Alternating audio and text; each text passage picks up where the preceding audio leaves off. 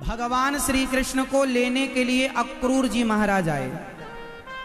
अक्रूर जी को कंस ने भेजा कि जाओ कृष्ण और बलराम को लेकर के आओ, षड्यंत्र के तहत यहां पर हम कृष्ण की हत्या कर देंगे। कंस ने भगवान को मारने के लिए वृंदावन से मथुरा बुलवा लिया।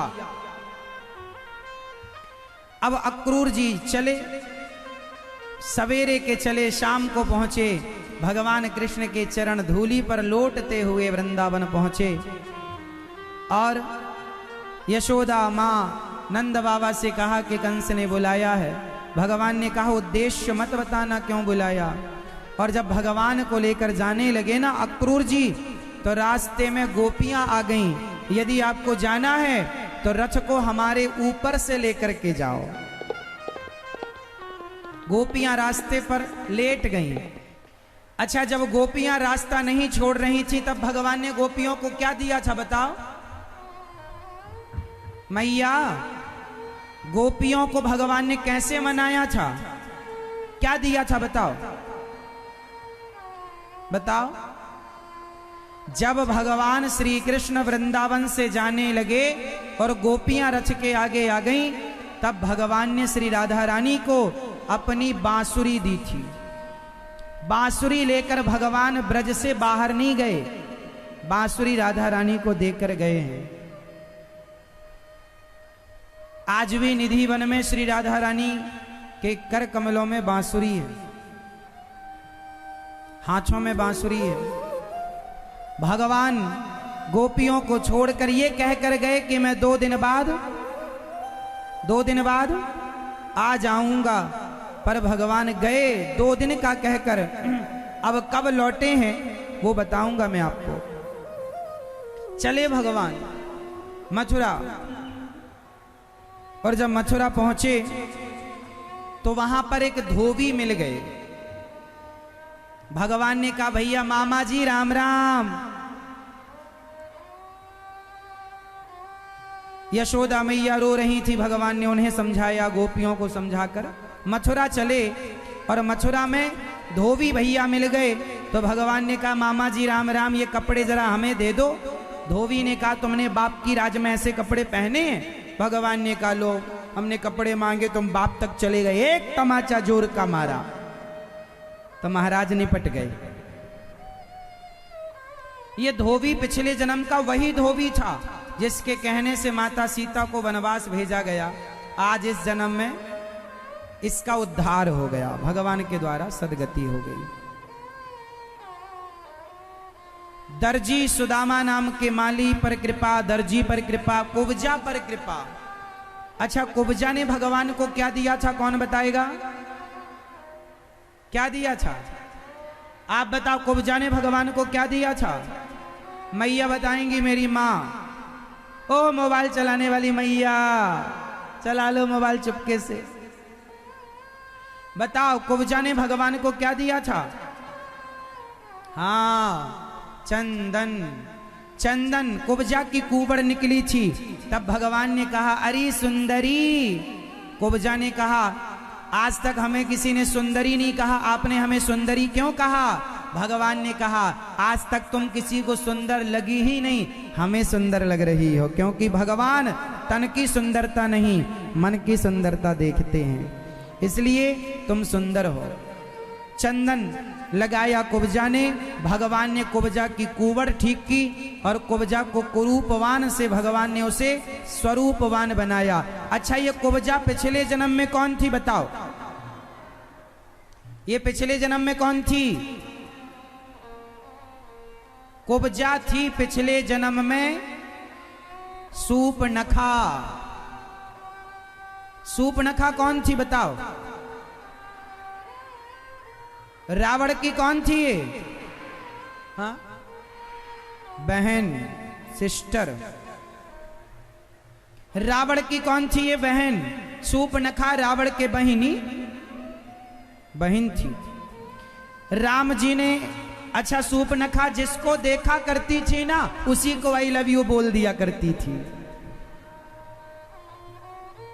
जिसे देखे तुम बहुत अच्छे हो, हमसे शादी कर लो, ऑफर पहले ही, विवाह कर लो। तो राम जी ने कहा हमारा तो हो गया, हमारी पत्नी ये है, लक्ष्मण जी से बात कर लो, वो अकेला जंगल में है, करना चाहे तो कर ले। तो लक्ष्मण जी के पास गई, देखो ऐसी थी, खुद अपनी शादी की चर्चा खुद कर रही है। आजकल की लड़कियां भी कुछ ऐसे ही हो गई हैं, खुद अपने लिए दुल्हा ढूंढ लेती हैं और लेके भाग भी जाती हैं, खुद ही पंडित जी कर लेती हैं, खुद ही घूम लेती हैं 7 फेरे और ले दे के अपना रहने लग जाती हैं। मम्मी पापा को बाद में बताती हैं जब छोरा हो जाता है।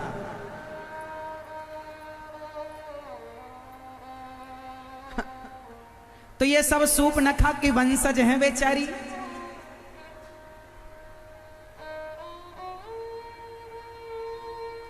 है ना मैया? सूर्पनखा लक्ष्मण जी से कहती है तुम भी कम सुंदर नहीं हो, राम तुम्हारे कुछ ज्यादा ही सुंदर है, पर तुमसे भी हम शादी कर सकते हैं, कर लो। लक्ष्मण जी ने कहा सुनो, हमारे से शादी करने में तुम बड़ी नुकसान में रहोगी। सूर्पनखा बोली कैसे? बोले वो सीता मैया हमारी भाभी हैं और राम जी हमारे भैया हैं, हम राम जी के कपड़े धोते हैं तो तुम्हें हमारी भाभी के कपड़े धोना पड़ेंगे, वॉशिंग मशीन तो है नहीं। सूर्पनखा बोली हम कोई कपड़ा पड़ा नहीं धोएंगे, हम क्यों? लक्ष्मण जी बोले तो क्या करें, हमसे शादी करोगी तो फिर सीता मैया के कपड़े धुलना पड़ेगा और पांव भी दबाना पड़ेगा। सूर्पनखा बोली मैं नहीं दबाऊंगी पांव। तो लक्ष्मण जी बोले जा फिर नहीं करना शादी तेरे से, जा राम जी के पास। फिर राम जी के पास गई, सुनो सुनो तुम्हारा भैया कोई ज्यादा शर्त रख रहा है, तुम करो शादी। राम जी बोले नहीं, एक बार और ट्राई करो, शायद मान जाए। अब की बार सूर्पनखा गई तो लक्ष्मण जी ने कहा बार बार घूम रही है, शर्म नहीं आती तुझे? कहा कि तुझे शर्म है ही कहां? तो नाक और कान उड़ा दी लक्ष्मण जी ने। अच्छा नाक ही क्यों काटी सूर्पनखा की?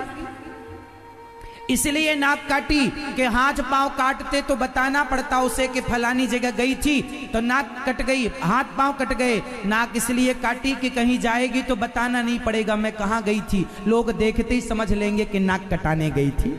नाक कटा के आ गई, नाक कटी। सूर्पनखा त्रेता की सूर्पनखा द्वापर में कुब्जा बनी। अच्छा एक बात बताओ, सूर्पनखा ने राम से विवाह करने का मन बनाया, बताओ सूर्पनखा ने राम से विवाह करने का मन बनाया तो क्या उसका मन गलत था या सही था? सूर्पनखा का विचार सही था कि गलत था? उत्तर दो मैया। राम जैसा पति कौन नहीं चाहेगा ये तो बताओ। राम को जो देखता है वही कहने लगता है कि मेरा भी ऐसा पति होता। राम को सब अपना मानना चाहते हैं, तो सूर्पनखा ने भी अपना मानना चाहा, तो क्या गलती थी बेचारी की?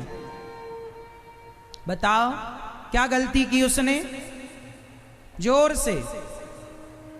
एक गलती की, उसने राम जी की तरफ तो देखा पर माता सीता की तरफ नहीं देखा। और सीता है भक्ति और राम है भगवान, बिना भक्ति के भगवान मिल भी गए तो मिला ना मिला एक बराबर है। इसलिए सूर्पनखा ने भक्ति को त्याग कर राम को चाहा, इसलिए नहीं पहले सीता फिर राम, इसलिए सीता राम। और सूर्पनखा ने पहले राम को चाहा, राम तुमको चाहते हैं? नहीं, पहले माता सीता को भजो, पहले माता सीता को पुकारो, माता सीता की कृपा होगी तो राम की कृपा होगी, सीता मैया की कृपा नहीं होगी तो।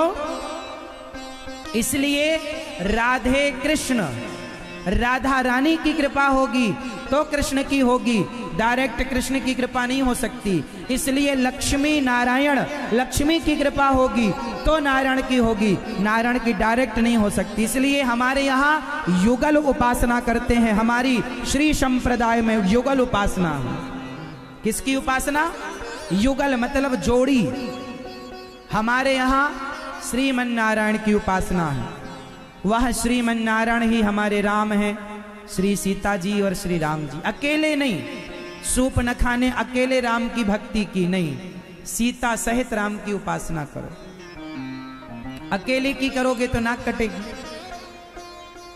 इसलिए सूर्पनखा का विचार गलत नहीं था, इसलिए उसे अगले जन्म में भगवान राम कृष्ण के रूप में प्राप्त हुए और भगवान कृष्ण ने सूर्पनखा को स्वीकार किया कुब्जा के रूप में। किसके रूप में? वही कुब्जा ने चंदन लगाया, कुंवर ठीक की भगवान ने, और भगवान ने उसका आतिथ्य स्वीकार किया। इसके बाद भगवान ने कुबलियापीड़ नाम के हाथ धनुष भंग किया और कुबलियापीड़ नाम के हाथी को मारा। भगवान ने चाणूर और मुष्टिक को मारा।